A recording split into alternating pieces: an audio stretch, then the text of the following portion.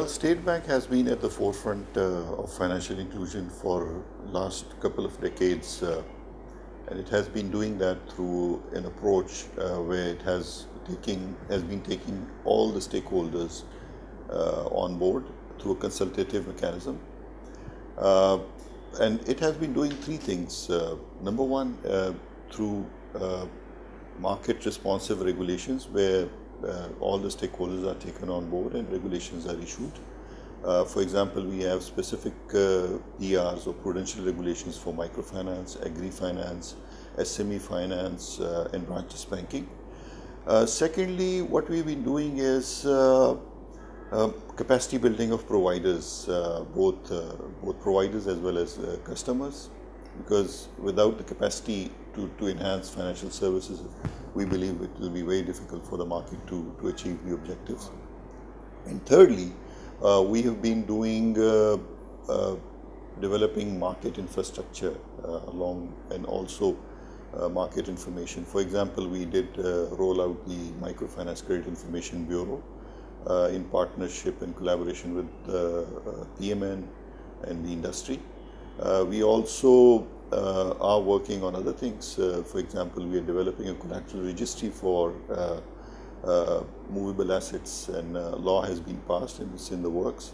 So these were some of the other earlier modalities through which we were working with the market. But NFIS has changed the game for financial inclusion in Pakistan because number one, NFIS has created this national level vision for financial inclusion in Pakistan, and through this, now all the stakeholders can see in one direction where they want to get to in terms of, for example, from now till 2020, we have set a vision of 50% of adult population to be provided through formal financial institution, and digital finance is going to be the primary modes of reaching out to these segments.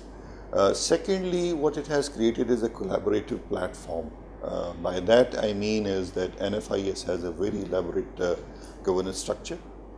So if we look at, for example, at the highest level, there is a National Financial Inclusion Council. So by way of this collaboration, we have achieved the highest level ownership of this strategy from the government, from all the other stakeholders. So they sit in the council and then high level issues are resolved there. But then we have the NFIS steering committee, which is chaired by Governor State Bank, and all the stakeholders are there.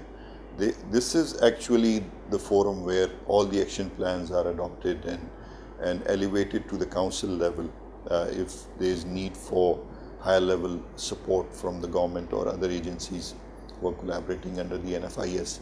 But at the working level, I think, which is perhaps the workhorses for the National Financial Inclusion Strategy is the working groups or the technical committees, as we call them. So there are seven technical committees ranging from digital financial services to low-income housing, insurance and pensions, SME finance, agri, micro.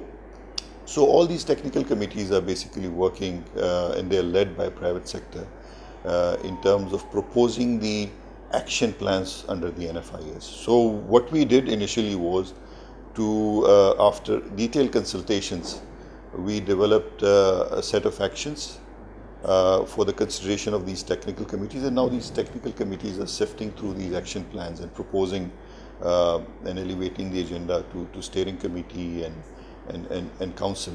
One more thing that we have achieved through NFIS is securing the resource or the funding requirements from various stakeholders. So having this national action plan on financial inclusion, what we have is for any funder, whether it's bilateral or multilateral or government of Pakistan, they can see and look at the entire menu of things to be done, and they can provide and get their funding behind it. So we have developed sort of a consensus on vision with a clear action plan and with adequate resources through this NFIS.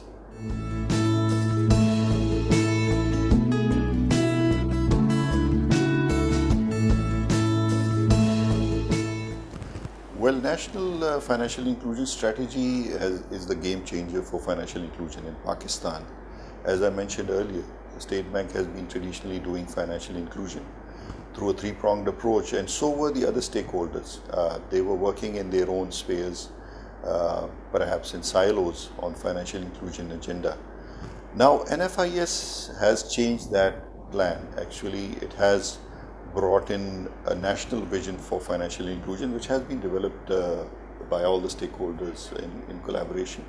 So we have a target of 50% of adult population to be financially included by 2020, and it has been adopted by all levels of government as well as private sector providers and other stakeholders within the sphere of financial inclusion. So not only the ownership of this vision is there, we, through the NFIS, we have established a collaborative platform under the NFIS governance structure. And now all these stakeholders are coming together and working on three levels. First is at the working level, where working groups and technical committees have been formed in, for example, digital financial services, branchless banking, microfinance, SME, agri, insurance, pensions. So all these areas have been covering, in Islamic finance as well. So they've been collaborating and proposing action plans, which are raised to the steering committee level and adopted for implementation. Some of the issues which are very high level and beyond the implementation and powers of the steering committee, they're raised to the National Council, and all the results are monitored at the National Council level on, because the government has committed to this target of outreach of 50% by 2020. So NFIS will be able to now promote the financial inclusion agenda in Pakistan through a collaborative mechanism. Moreover, I would say that it has created a national vision for outside stakeholder as well as, if you can include the multilaterals and bilateral funders and also commercial funders, to see Pakistan as a potential market for inclusion perspective primarily, and bring in their social as well as grant money to support the NFI's interventions. So it is a holistic approach that we have adopted, and we foresee that it will help us achieve the targets, and ultimately Pakistan will be a universally financially included country in the medium to long term.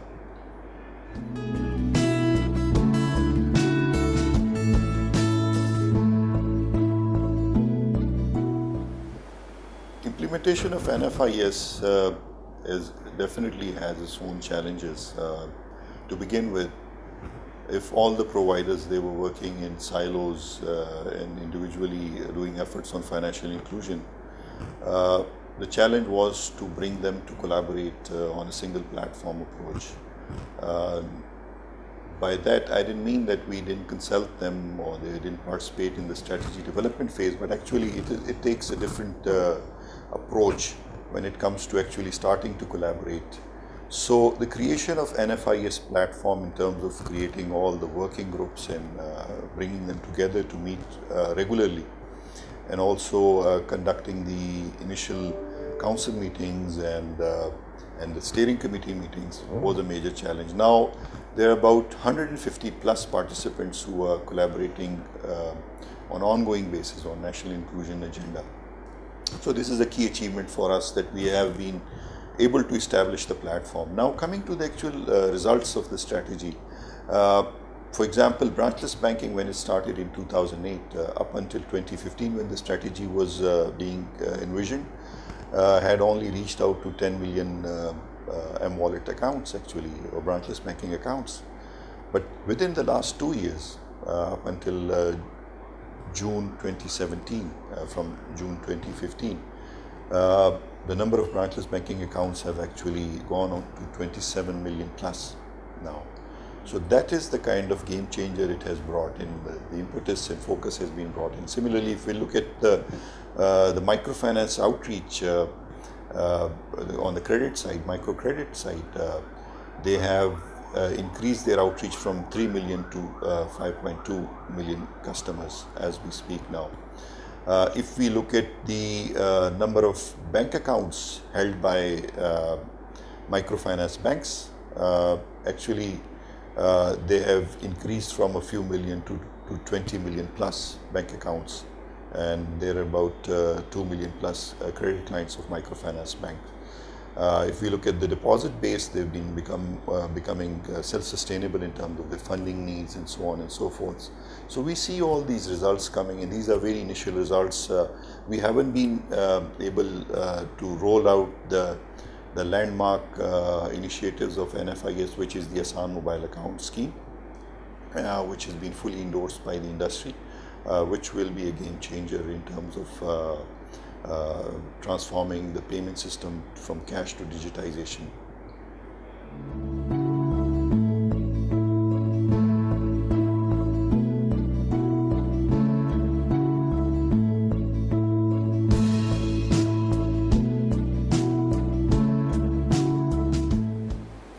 I would like to answer your question in two parts.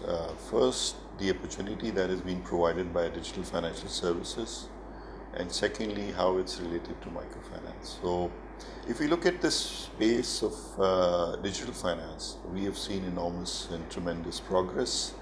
I would say sky is the limit, because if we look at the outreach levels of digital finance right now through the branchless banking agents, it's quite amazing. I mean, we started off with a few thousand agents, and now there are 400,000 plus agents who are located in all sort of areas, remote and rural areas, far-flung areas, delivering formal financial services for the customers through digital means. But clearly, these have provided kind of a roads and rails for financial services now to ride on. So that was the first phase of development of the digital financial sphere. Now, in terms of how do we bring on more services on top of these roads and rails, basically it will be through microfinance. So we see innovations on product development, on credit products, on deposit products, on payments products coming from microfinance banks and other financial service providers to ride on these roads and rails and enhancing the outreach of financial services. And we see sustainability coming to the digital financial sphere. If we do that, we need to do that in any case. So there's a strong business case for it in the sense of cutting down the cost for microfinance providers and also enhancing their outreach, enablement of customer in remote and far-flung areas through mobile phones. So these are the key focuses that we have when it comes to digital financial services and microfinance.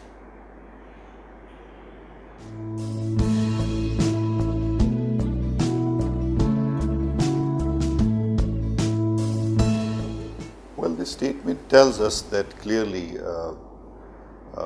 there is a bigger opportunity out there, and basically this statement is coming from Access to Finance Survey 2015, which the State Bank conducted, and it is a market-based survey of 10,000 plus people all over Pakistan, representing all geographies.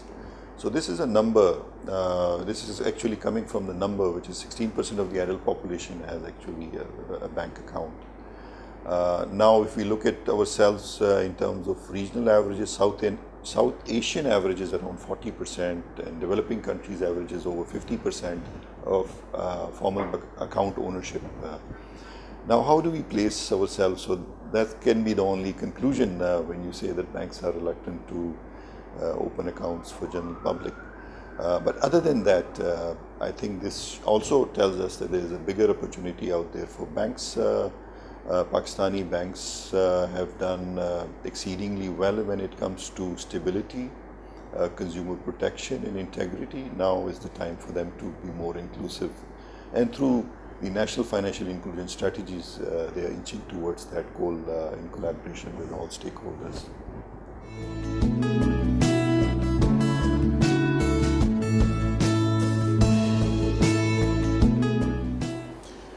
First of all, we have to look at what NFIS is envisioning. NFIS envisions that 50% of the adult population will have a digital transaction account through which they will be able to settle their transaction digitally.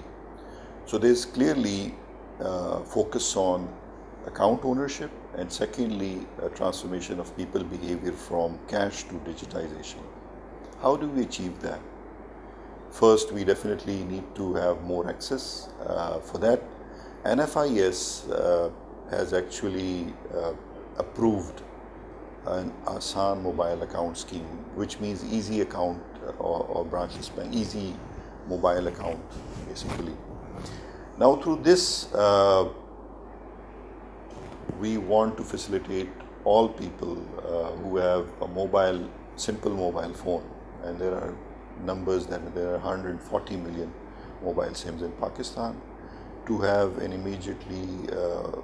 have their accounts immediately opened through a 2-minute account opening process. And there is a platform in development right now which will enable that. All providers will have to join there, and once these accounts are opened, then what we see is the next phase would be then making the use cases, for example, for people to settle their day-to-day transaction demand. These accounts will be enabled for that. So there will be, of course, utility bill payments are right now available within the existing branchless banking accounts. That use case is going to be there, but then there will be use case for school fee payment. There will be use case for any other day-to-day transactions.